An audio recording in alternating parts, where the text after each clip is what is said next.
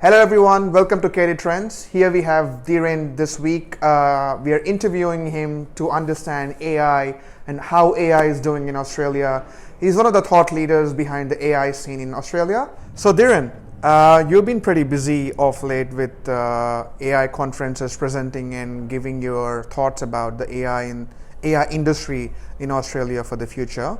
You've also been picked up by TEDx and spoke about AI in a TEDx conference recently.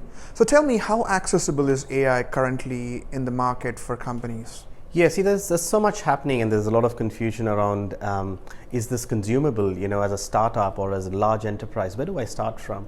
I roughly put that into sort of three levels of consumption, right? The first level is you see a lot of products in the market today already have AI incorporated into them, or it's being incorporated. So take Salesforce, for example, has AI in it. So that's the first level you're going to experience and consume and test and play with AI as part of a product.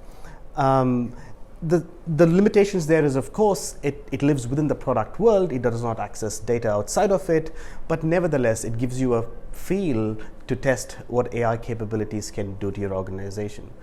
And the next level up from there is consuming cloud services, public cloud services. You've got most of the standard AI capabilities on a public cloud today, like IBM's and Microsoft and Amazon's AWS and so on. They all have their cognitive stack. So if you were to do some vision processing, you would consume a vision service, a vision API, and you would train that to your needs. And that's another not so complex way of consuming AI again. The limitations here is, of course, these services are trained on generic data. There is some effort that is needed to adapt that to your industry, to your needs, to your problems that you're trying to solve. The approach is still straightforward. You don't need a lot of AI expertise in-house to use these services. It's basically configuring them. The third level, and this is where a lot of confusion is. People think this is the only way you consume AI. The third level is building algorithms, machine learning algorithms, deep learning algorithms, ground up. It is the most powerful way to consume AI, and it is probably the only way you can realize true competitive advantage. But this requires deep AI skills in terms of data science skills and machine learning skills. And it's usually the last step in the consumption journey. So you'd want to test it with perhaps a cloud-based service, POC it with a cloud-based service, and then when you're happy with the outcome and then you want to scale it, that's when you go and build custom models. Tell me, what are the key challenges organizations are facing to adapt AI? Because machine learning and AI go hand in hand, and it's quite challenging for companies to straight away accept AI. So tell me, explain about a few challenges. Yeah, look, firstly, AI is the broader concept, and machine learning is one of the capabilities or techniques that sit under the AI umbrella. But coming back to your point, the key challenges, the first biggest challenge we have is with the technology itself. It's new technology. Yes. We haven't done things like this before. The algorithms and the architectures that we're seeing hasn't happened before. So that is our number one problem. And AI is at least machine learning and deep learning is dominated by open source technologies today. And as good as open source technologies are, they have their own challenges and their own shortfalls in terms of interoperability and security issues.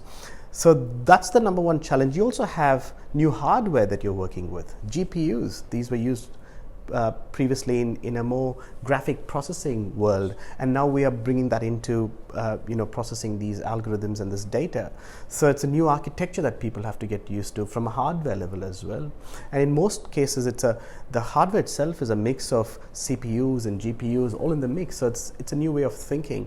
And then there are challenges around operations. How do you do DevOps with an AI project? And how do you do delivery management and delivery? What's your delivery methodology? So there are challenges and new things in that space as well. And then the fact that many organizations have to get used to autonomous decisions that's happening. These organizations previously would have had a lot of manual decision making or perhaps semi-automatic decision making. Now they have to get used to decisions being made autonomously. So there is a level of adaptation needed there as well. Yes. And then you have talent scarcity. We do not have enough skills. I mean, the demand is more than what we can supply. There are more people than ever before that's going and studying AI and going to universities and learning about these technologies, but it'll be a matter of time before they are skilled and they can come back into the industry. And what skills we have currently is predominantly academic. Very good skills, but in the academic space. It's hard to find someone with that deep level of AI expertise with the industry knowledge to solve the problems that we are trying to solve. So again, it's a matter of time before that gap gets filled in.